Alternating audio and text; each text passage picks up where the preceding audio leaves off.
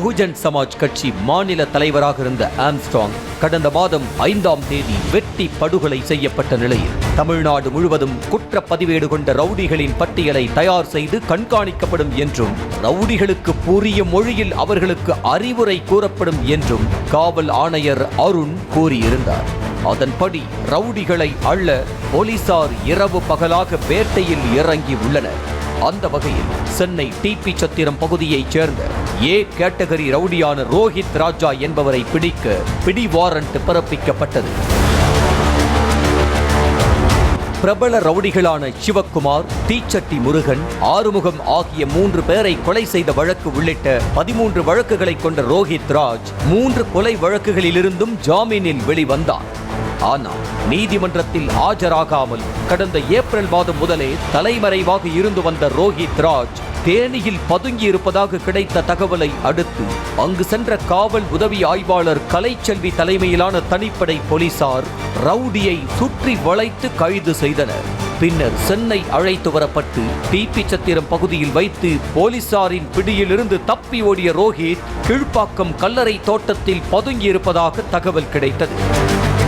அதிகாலையில் கல்லறை தோட்டத்திற்கு சென்று போலீசார் ரவுடியை சுற்றி வளைத்த போது தலைமை காவலர் சரவணகுமார் மற்றும் காவலர் பிரதீப்பை பீர் பாட்டிலால் தாக்கிவிட்டு தப்பி ஓட முயன்றான் ரோஹித்.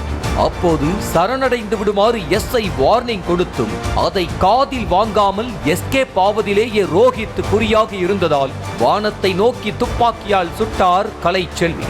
அதற்கும் அசராமல் தள்ளிவிட்டு தப்பி ஓட தற்காப்புக்காக ரவுடியின் வலது காலில் கலைச்செல்வி துப்பாக்கியால் சுட்டார்.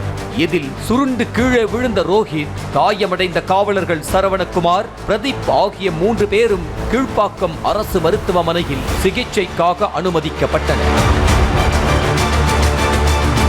துணிச்சலாக செயல்பட்டு ரவுடியை துப்பாக்கியால் சுட்டு பிடித்த பெண் உதவி ஆய்வாளர் கலைச்செல்வியை காவல் ஆணையர் அருண் நேரில் அழைத்து பாராட்டிய நிலையில் காவல்துறை உயர் அதிகாரிகள் பலரும் தங்கள் பாராட்டுகளை தெரிவித்து வருகின்றனர்.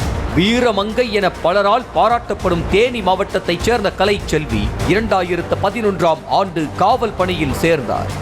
முதலில் சென்னை தலைமைச் செயலக காலனி காவல் நிலையத்தில் உதவி ஆய்வாளராக பணியில் சேர்ந்த கலைச்செல்வி அடுத்து சேத்துப்பட்டு, அபிராமபுரம், கோட்டூர்புரம், அயனாவரம், கிழக்கு சைபர் கிரைம் ஆகிய நிலையங்களில் உதவி ஆய்வாளராக பணிபுரிந்து தற்போது டிபி சத்திரம் காவல் நிலையத்தில் உதவி ஆய்வாளராக பணிபுரிந்து வருகிறார்.